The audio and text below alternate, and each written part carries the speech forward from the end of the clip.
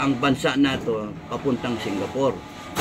Kung hindi man, at least, at the very least, yung mga members at saka yung pamilya ng mga members masecure. And then when we go for the foundation, yung mga communities, matutulungan natin. Kasi yung foundation, pagka may initial capital yon na papasok ng corporation or ng cooperative, ipapasok doon as donation, makapagpailaw kunyari na 10 barangay o magpatubig o whatever project. There's so many under the sun na pangangailangan, each unique to each municipal barangay, na ang laking tuwa nila na merong nagke-care, meron pang mga Pilipinong nagke-care. Lahat tayo gipit, for example, pero kahit papano may nailabas tayo para lang simulan ito. And that's the beauty of it. And then, pagka nagawa yun, the foundation gains credibility, it gains traction, then it can now get funds as grant from other entities abroad who have so much money they want to pour in sa mga matitino na organizations. Hindi pa.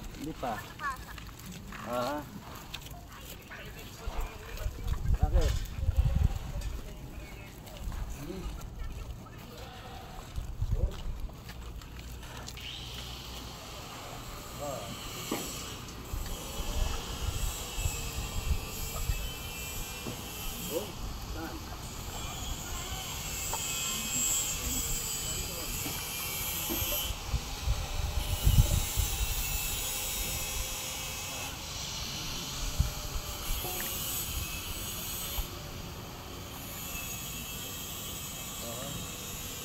Along the highway, yan? Anong establishment yan?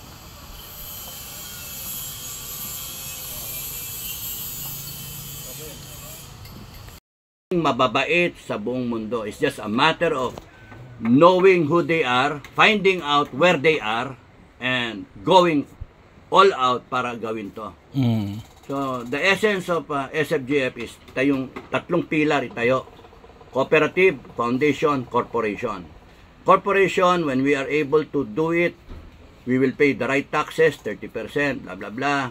So, if we earn 1 billion, we pay 300 million. Ang laking tulong yon sa gobyerno.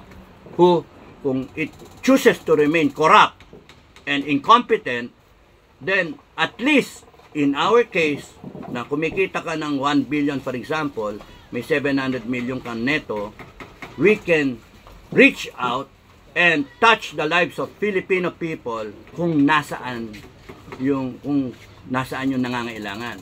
And that's a lot of help.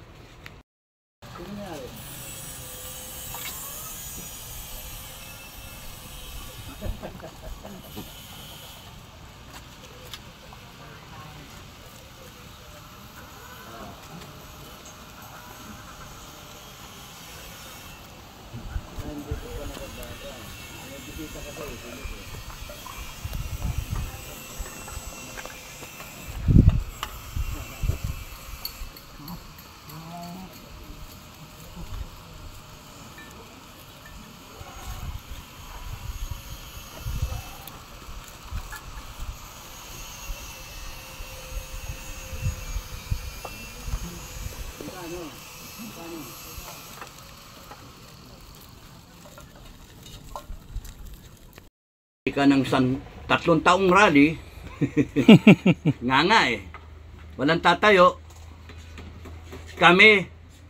tayo sa SFGF tumatayo na sa ganitong paraan. Everybody takes the left lane, some take the right lane. We are moving forward, center lane. Tuloy-tuloy, highway to prosperity. Hanggang doon lang ako.